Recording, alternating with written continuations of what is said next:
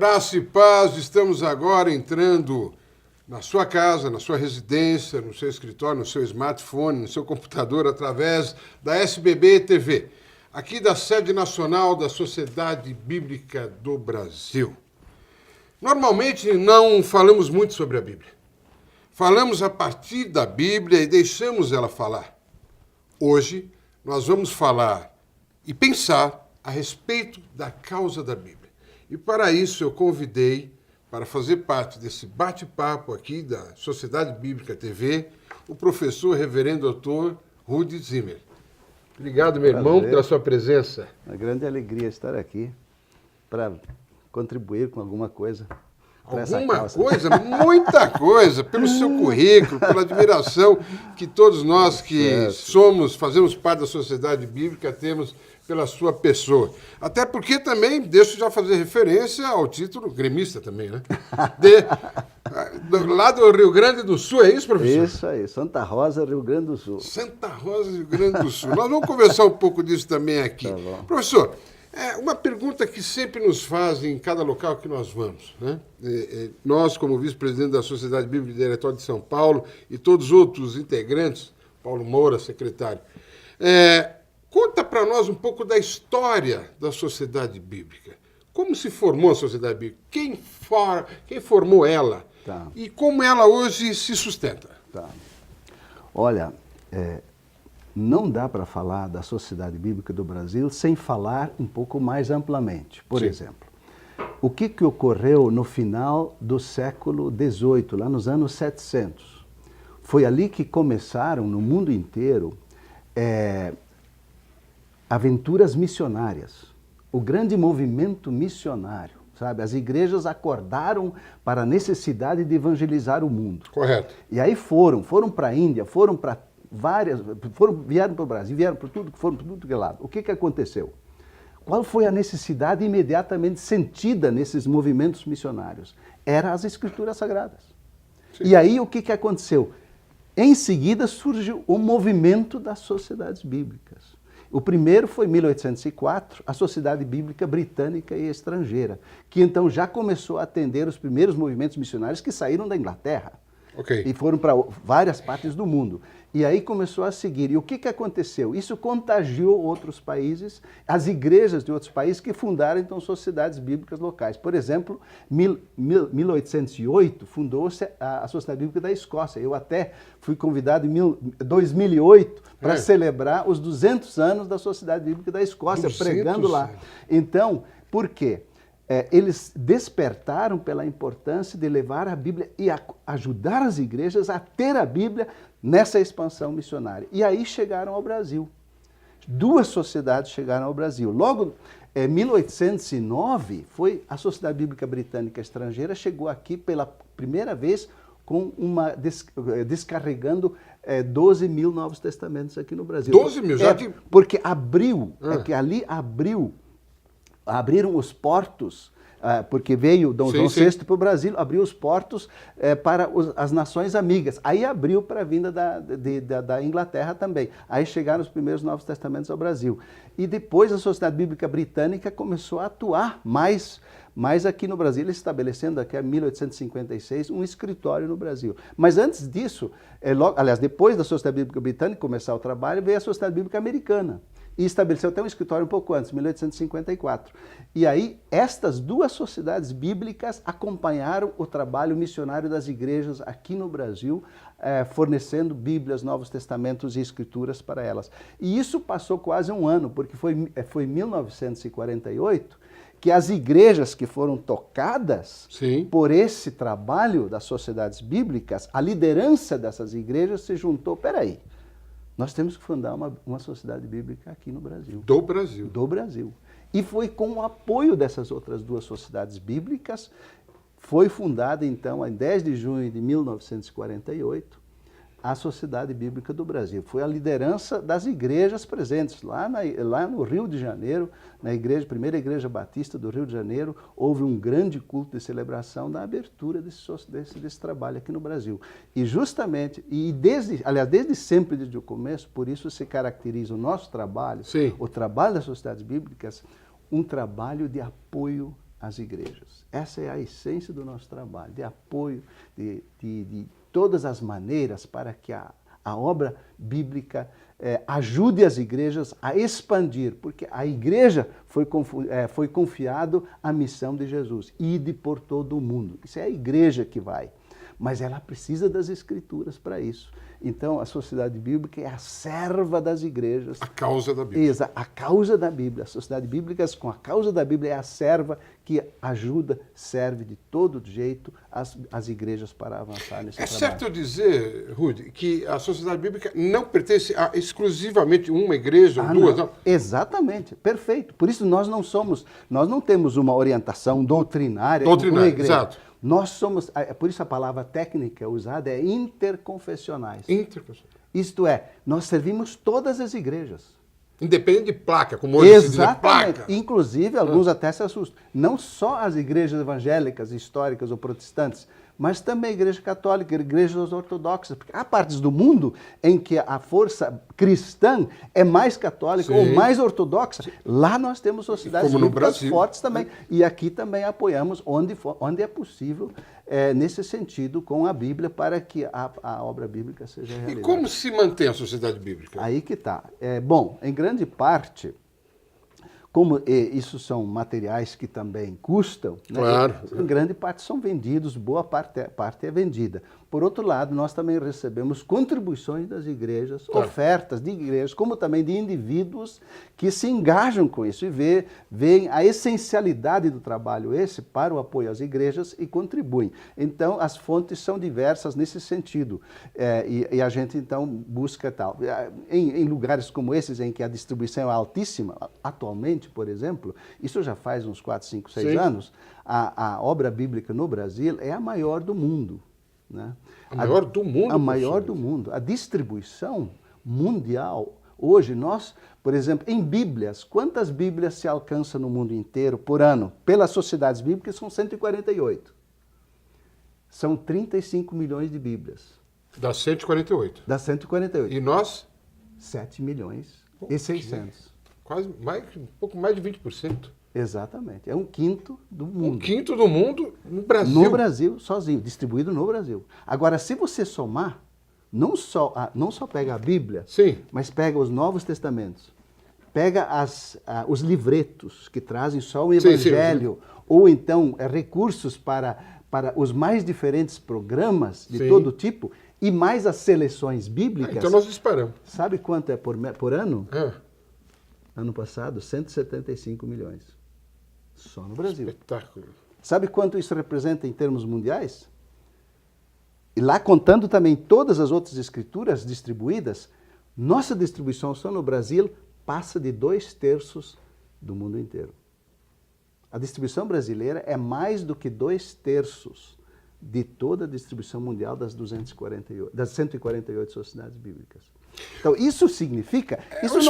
Não, o que eu estou dizendo é que o que eu quero chamar a atenção, isso é o trabalho das igrejas. Elas precisam se conscientizar do quanto estão fazendo pela causa bíblica do Brasil. E é elas que estão incentivando esse trabalho brasileiro, da Sociedade Bíblica do Brasil. Como diretor executivo, e eu sei que participou também do Conselho Mundial de Sociedade Bíblica, como eles veem o Brasil nesse aspecto? Eu quero fazer a seguinte referência, Ruth. É um país jovem, 500 anos. A Bíblia com 2000 e anos aí, e já a tradução vindo. Como eles veem esse amparo e esse número espetacular? Como é que a sociedade mundial vê? Evidentemente, eles ficam de olhos abertos. Por exemplo, nós tivemos tivemos a Assembleia Mundial agora em maio, em Filadélfia, nos Estados Unidos. Eu até fiquei surpreso, porque foi distribuída uma publicação para todos ali, eram 500 pessoas participando, representantes de todas as sociedades bíblicas e convidados e tudo, e lá se destacou isso. O Brasil apareceu lá dentro como... Eu nem tinha me perguntado a respeito. Eu digo, uau! E aí, por exemplo, eles fizeram a soma, porque a última... Uma notícia agradável. A última Assembleia Mundial foi em 2010, né? E agora 2016. Nesses 6 anos, só em Bíblias, o Brasil distribuiu mais de 45 milhões aqui no Brasil. Então, isso é incomparável em qualquer parte do mundo, em qualquer sociedade bíblica. Então, realmente, hoje, os olhos do mundo em termos da sociedade bíblica, estão para cá, no sentido de ver como é que fazem, o que está acontecendo lá, o que nós podemos aprender. O que acontece num país que se diz falido, etc. O que nós podemos aprender? Então, a gente tem muitos visitantes de fora que aqui vêm para ver, etc. Mas, inclusive, formamos aqui uma academia, um tipo de um MBA em sociedade bíblica, né? Que nós oferecemos cursos para nós sempre gente nossa, mas convidamos também pessoas de fora. Começando agora, daqui 2 semanas, começa o 6º grupo. Nós já temos 5 grupos formados, que vêm aqui por um ano inteiro, um ano e meio. Fora os seminários de ciências bíblicas. Exatamente. Isso especialmente aqui no Brasil, né? Que é um dos principais divulgadores da obra bíblica no Brasil. Uma coisa me intrigou quando eu comecei a conhecer a sociedade bíblica. Quando eu fui ver a gráfica, inclusive estamos aí, a nossa produção, passando algumas imagens, professor, de como é a sociedade bíblica aqui na nossa sede nacional. O papel nosso é importado, porque o papel nacional é feito de cigarro. Exato. E não presta para a Bíblia, porque ele suja as máquinas que não dá para fazer. Então, infelizmente, o Brasil, que tem a maior distribuição de Bíblia, não nos consegue fornecer papel Bíblia. Nós temos que importar. Não, esse é um dado importante para o nosso telespectador. Quer dizer, nós temos que importar porque nós não temos. E aí uma crise econômica, como agora, acaba nos afetando. Se o dólar vai lá para a lua, sabe como é que é a história? Sim. É complicado, porque nós dependemos totalmente de importação de papel Bíblia. E nós precisamos ter sempre em estoque, na média de 1.200 toneladas de papel Bíblia, por causa da demanda das escrituras que nós temos que imprimir. Para falar um pouco de número, Ruth, quantos funcionários hoje na Sociedade Bíblica, Brasil? Nós temos em torno de 500 funcionários aqui. Às vezes vacila e tal, mas em torno de 500 funcionários. Mas isso significa toda a operação no Brasil. Operação no Brasil. Porque existe a operação... Envolvendo as secretarias regionais. Exatamente. Temos a operação nacional aqui, tá, com as 5 secretários que respondem diretamente comigo, seus departamentos. A gráfica, que evidentemente ocupa... A gráfica é encadenadora, que juntos aí passa de 200 e poucos funcionários. Mas aí nós temos 10... braços estendidos para dentro do Brasil, justamente para atender mais proximamente as igrejas, que são nossas unidades regionais, ou secretarias regionais.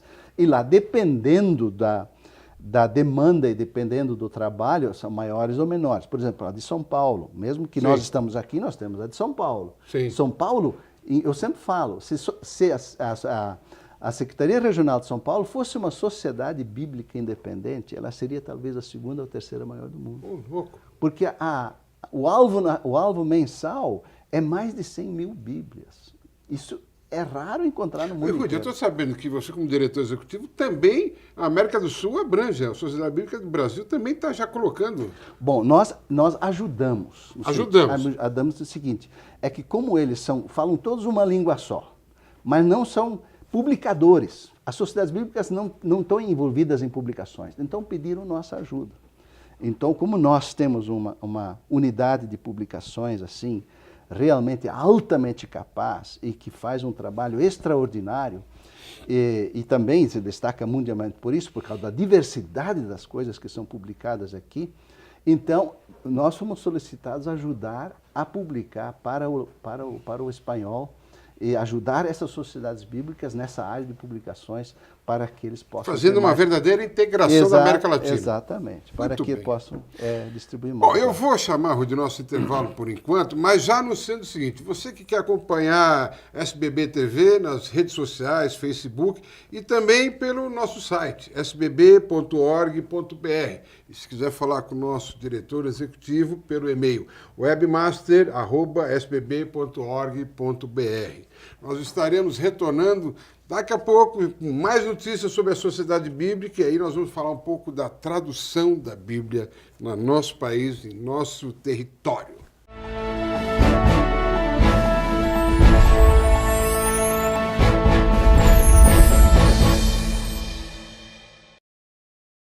Ok, estamos de volta aqui com o SBB TV, apresentando ao meu lado, meu amigo, irmão, reverendo, pastor, Dr. Rudi Zimmer, diretor executivo da nossa Sociedade Bíblica do Brasil.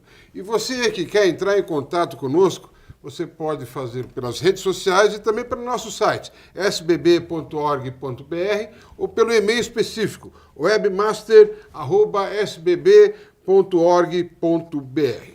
Meu irmão Rude, voltando a falar um pouco agora, já pegando o gancho do primeiro bloco, como estamos a nível de tradução? O nosso carro-chefe é a nossa NTLH, Nova Tradução da Linguagem de Hoje, correto? Mas sei também que existem já projetos avançados, como também no último fórum que aconteceu o lançamento do Novo Testamento da Almeida, já revisado. Como é que está isso? Bom, na verdade, o carro-chefe mesmo sempre foi a Almeida, em termos da utilização pelas igrejas. Porque é o primeiro texto que entrou no Brasil, mais clássico, e as igrejas começaram a usar, então tal. A NTLH entrou como um recurso especificamente, quer dizer, para, primeiro, alcançar mais pessoas. Podemos colocar que o carro-chefe de hoje, né? Por exemplo, quando eu estava... Nós fizemos a revisão na década de 90, eu trabalhei nisso, eu coordenei a comissão, inclusive. Naquela época, a NTLH tinha uma distribuição de 3% a 5% das nossas Bíblias. Mas aí ela nem era NTLH, era BLH, Bíblia na Linguagem de Hoje. Bíblia na Linguagem de Hoje. Daí, quando ela foi relançada e se mostrou a importância dela, porque o que é que as pessoas não se flagram? O brasileiro, no seu dia a dia, quase 100%, não usa mais do que 2.000 palavras. E não se dá conta que na Almeida, depende da Almeida, porque em duas ou três versões, 8.000, 9.000 a 12.000 palavras diferentes. Vai entender? Não vai. Dificilmente. Especialmente na evangelização. Se eu vou dar uma Bíblia, a pessoa abre assim, mas eu não entendo nada. Aí fecha e não lê mais. Então, a gente mostrou a importância da Nova Tradução da Bíblia de hoje, porque ela tem 3.000 e poucas palavras. O brasileiro, embora só use 2, no contexto ele entende mais do que 3.000. Então, ela é acessível, ela traz o amor de Deus de uma forma compreensível e acessível. E aí ela explodiu. Hoje está em 35%, mais ou menos, na distribuição brasileira. Por causa dessa mostra clara da importância de uma versão que venha ao encontro das necessidades do brasileiro. Então, como estamos hoje em termos de tradução? Pois é, a atualizada, que é a que mais se usa no Brasil, em termos nas igrejas, especialmente no lado litúrgico, nas cultos e tudo mais, ela também já estava, digamos assim, com certas dificuldades. Termos que não se usam. O que as pessoas às vezes esquecem, língua é uma coisa viva. Ela vai mudando. Ela muda. Muda. Hoje nós temos no Facebook curtir. Curtir na nossa época era curtir couro. Exato. Hoje é curtir de positivo. Eu sempre falo, eu dou um exemplo, quando eu era diretor até do seminário, uma pessoa chegou, era do Nordeste, e chegou, diretor, minha irmã descansou. E eu gaúcho, né? No Rio Grande do Sul, quem descansa morre. Aí eu digo, eu rio, choro, o que eu faço? Aí ele, não, ela deu à luz uma criança. Que é isso? Então, são regionalismos. Então, mudam. Eu sempre também digo um outro exemplo. Que eu digo, na época que eu era jovem, quando a gente via uma moça bonita, mas que peixão. É assim que se fala hoje para menina bonita? Peixão é cientista, viu, professor? Mas a gente é assim que usava, né?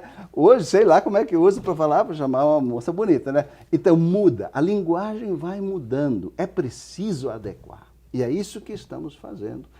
Então, a atualizada permanece erudita, permanece, digamos, clássica, mas muito mais compreensível e acessível. E isso vai revolucionar outra vez o trabalho nas igrejas. Eu entendi a tradução quando conversando com o nosso Paulo Teixeira, e ele me explicando, Natan, como é que eu poderia colocar numa Bíblia, num país africano, falando branco como a neve, se nunca viram a neve?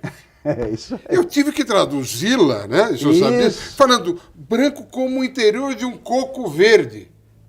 Que aí a pessoa da África entende que o branco que está fazendo referência, o escrito, é o branco natural, né? Exatamente. Aí eu comecei a entender a tradução. Falei, Porque hoje as pessoas pensam, professor Rudi, me corrija, joga no Google e acabou. Não é assim? Exato. Não, absolutamente não. Porque, aí falando do branco, você vai lá para o norte, no Polo Norte, onde é que moram os esquimós, eles conhecem 20 brancos diferentes. Eles perguntam, mas que branco? Exato. Porque as neves têm várias cores, eles conhecem. Para mim, neve é branca, Exato, toda ela, exato. qualquer uma. Para eles, não. Perfeito. Então, é muito complicado. Por isso a gente precisa, assim, e isso, no fundo, toca na essência da Bíblia. O que é? O que é a Bíblia? É Deus vindo a nós se tornando gente. Em Jesus, por excelência, ele se encarnou. Para que ele se pudesse identificar comigo, com minhas necessidades, com minhas piores situações e assumir tudo isso e me salvar. Bom, ele faz isso na Bíblia. Ele vem falar a minha linguagem. Perfeito. Ele vem para me tocar, para que eu possa compreender. E não só eu, qualquer. Por isso, inclusive, a variedade. Você tem história. Tem gente que gosta de história. Esse é o caráter não gosta de poesia. Sim, tudo bem, sim. mas tem tudo aí. Tem gente que adora poesia. Está cheio de poesia.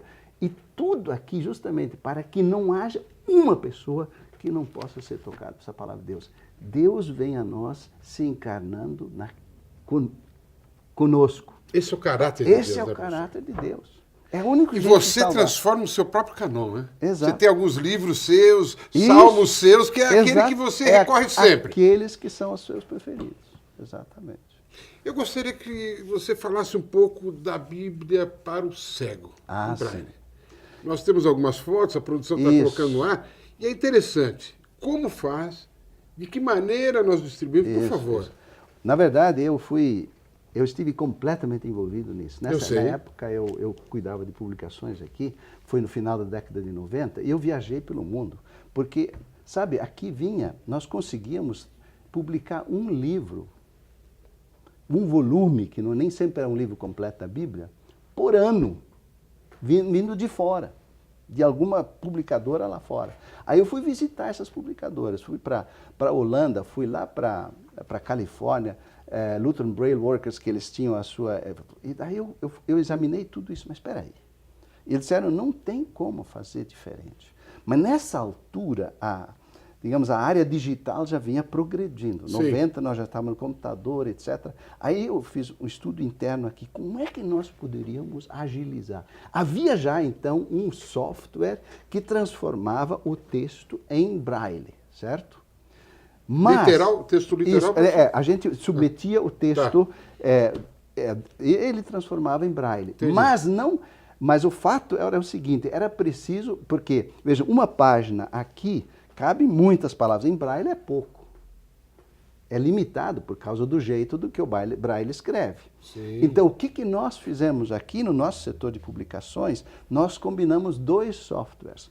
Nós usamos esse que usamos para paginar, para diagramar as nossas Bíblias aqui, mas aí nós colocamos o texto bíblico só em tantas palavras quantas podiam caber numa página em braille. Entendi.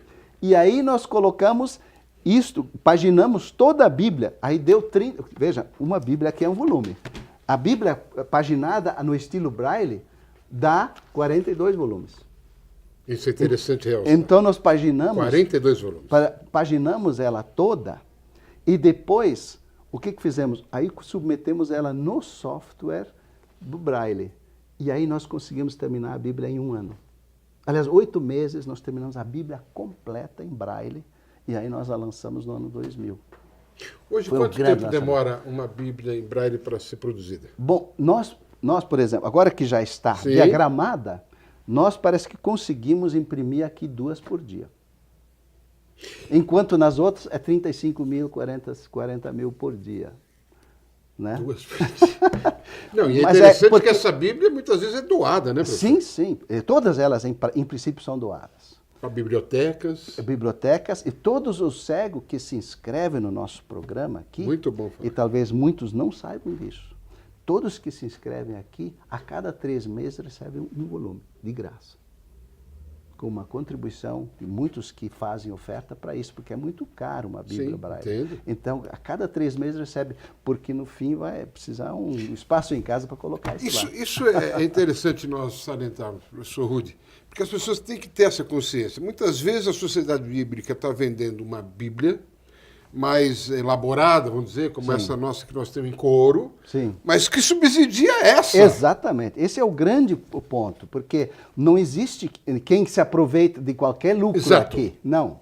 Tudo é revertido para cá. Então, fora as milhares e centenas de Bíblias que doamos. Né? Exatamente. Então, tudo que entra por meio das vendas, digamos assim, o que resta depois de cobrir os custos, tudo, é direcionado para esses programas todos. A causa da Bíblia. A causa da Bíblia. Esse é o projeto. Quer dizer, é um moto contínuo. Exatamente. Continua sempre produzindo e hoje Brasil recorde. Exatamente. Então, e aí ainda existem oportunidades não atendidas. Quer dizer, se a gente tivesse mais recursos, a gente poderia atender até mais. Né?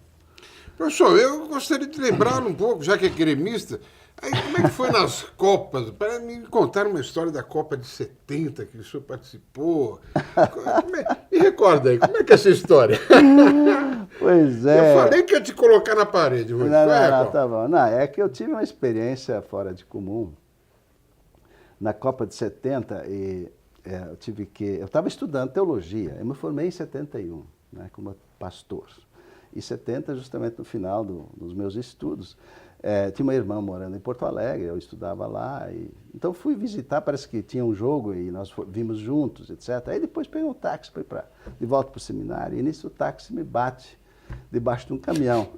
Estava chuviscando e tal, ela entrou e bau, e eu me bati a cabeça. Que carro? Era um Fusca. Fusca, daqueles que não tinha banco na frente.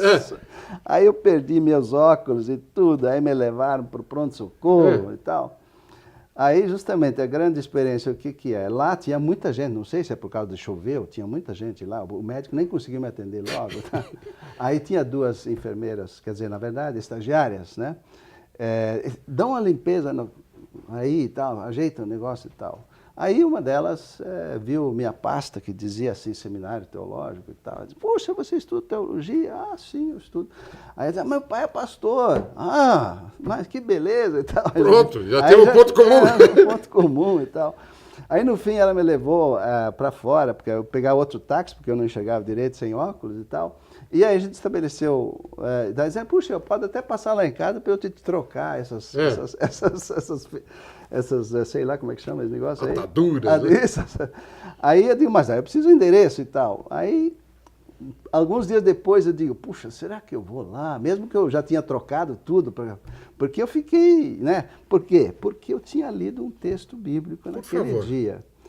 Naquele dia, o texto bíblico daquele dia, por causa da leitura sistemática que eu faço da Bíblia, era o Salmo 16. O Salmo 16 me apontando aqui que Deus, né? Deus está no cuidado de tudo. Ele diz, ó, tu és o meu Senhor, tudo que eu tenho de bom vem de ti. Ele diz, tu, ó Senhor Deus, és tudo que eu tenho, meu futuro está nas tuas mãos e tu diriges a minha vida. Amém. Então, quando eu fui ver isso, poxa, até o acidente ele dirigiu. O que aconteceu de bom? E aí eu encontrei uma moça que eu fiquei assim pensando, eu fui lá e o que aconteceu? 2 semanas depois a gente começou a namorar. Encontrei o meu primeiro amor. Graças ao desastre. Exatamente. Aí se vê, os traços e os caminhos de Deus são perfeitos. Mesmo que para nós às vezes parece impossível. Mas isso vai mais longe essa história. Essa minha esposa, infelizmente, foi falecer de câncer, né? E aí eu voltei ao Salmo. Aliás, toda a vida o Salmo, eu digo, puxa, mas e agora? A resposta que ele me deu é isso, meu futuro está nas... Bom, aí eu digo, meu futuro está nas tuas mãos. E ele me deu outra esposa. Então, mais uma filha hoje, então tenho 3 filhos com a primeira, mais uma filha com a segunda. Deus não abandona, não. Ele está no controle. E o meu Salmo 16 até hoje é o salmo da minha vida. E gremista. Com certeza. Bom, professor Rudy, nós estamos encerrando essa entrevista. Foi um prazer estar aqui contigo, na sede nacional, no nosso programa da SBB TV. Espero ter mais vezes. Tá se certo, Deus permitir, um conforme o nosso salmo. Será um prazer. E eu quero dirigir-me a todos que estão ouvindo, por favor, se puderem, de alguma forma, se engajar com a causa da Bíblia, por favor, porque há muitos que não têm esse consolo bíblico que nós temos. Amém. Eles não conhecem a palavra, se apegam a outras coisas e morrem desesperados. Nós queremos que as pessoas se engajem com esse Deus encarnado, que aqui também aparece nas Escrituras de uma forma tão clara, tão simples e tocante ao coração e transformador. Então, isso que nós precisamos realmente, Perfeito, mais e mais, perfeito. pela causa da Bíblia. E eu vou encerrar justamente falando dela, que é a nossa personagem principal, a causa da Bíblia. Eu peço que você abra a sua Bíblia em 2 Timóteo 3, 16, 17 e acompanhe comigo. Diz assim a palavra do Senhor: pois toda a Escritura Sagrada é inspirada por Deus e útil para ensinar a verdade, condenar o erro, corrigir as faltas e ensinar a maneira certa de viver. E isso para que o servo de Deus esteja completamente preparado e pronto para fazer todo tipo de boas ações. Que a graça do Senhor esteja com você. Obrigado. Todos que trabalharam na produção deste projeto foram voluntários pela causa da Bíblia.